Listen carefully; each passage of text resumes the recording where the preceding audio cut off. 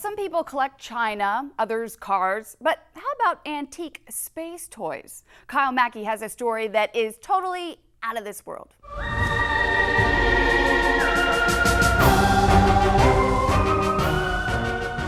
Have you ever heard the old saying, they just don't make them like they used to? Well, with one look at this toy collection, you'll kind of wish they did. Justin Pinchot has one of the largest collections of space toys in the country. From ray guns to robots to the most rare and unique. This SoCal native has also written for some of the top publications for toys and collectibles. Simply put, he just loves talking toys. I especially like the fantasy aspect of space toys. What thrilled me was the imagination of these toy makers who thought, this is what space travel is going to be like. We're going to have robots, and we're going to have jetpacks, and we're going to, fly rockets to work. At this stage, I've kept only the rarest of the rare and only the most interesting stuff, the stuff that I like the best. This is a Buck Rogers XC44 liquid helium pistol. This one actually has survived in its original box. This is one of the earliest ray guns that came out for the Buck Rogers comics. The box really makes this worth quite a bit more. The loose toy in mint condition probably sells for about $900. When you add the original paper box to it, it jumps to anywhere from $2,500 to $3,500. This is the Atomic Jet Space Police. Just a really unusual gun. They don't turn up very often. Boxed, these sell for $3,000, $4,000. Loose, you can find one, if you're lucky, for maybe $2,000. The gun itself is very, very scarce. This is the 1953 Pyratomic Disintegrator. This is probably the very, very top of the collecting game for ray guns. This is probably the rarest gun you can find. Because it's so fragile and it's plastic and it's so large, very few survived.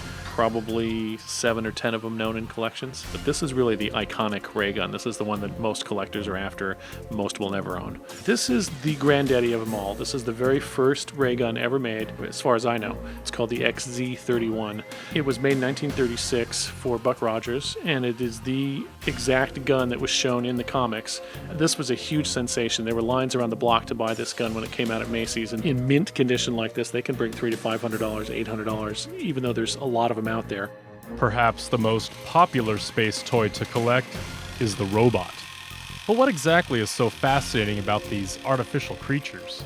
I don't know why robots do this to most people, but there's something about the idea of having a robot that can't get hurt and doesn't have feelings and will take care of you.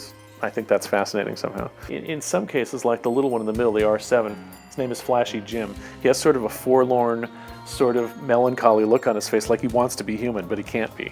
So there's some magical charm about robots, and I'm fascinated by them. I love them, and I can't get enough of them. But I think it's that, maybe just that it gives us some measure of control, thinking that we can have another creature do our bidding.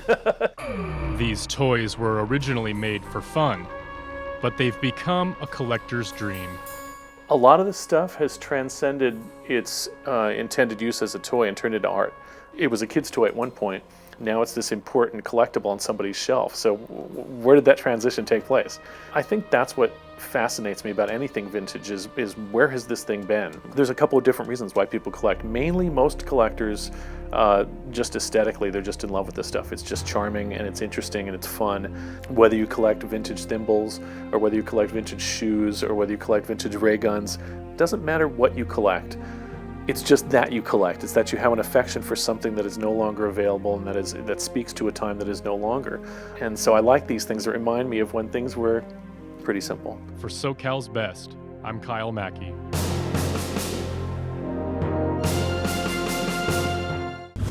Thanks, Kyle. And thank you for tuning in to Local On Demand. For more of the best SoCal has to offer, just head to Video On Demand Channel 1. Choose Local and then select SoCal's Best. And before you hit the road, head to Channel 101 for your real-time local traffic.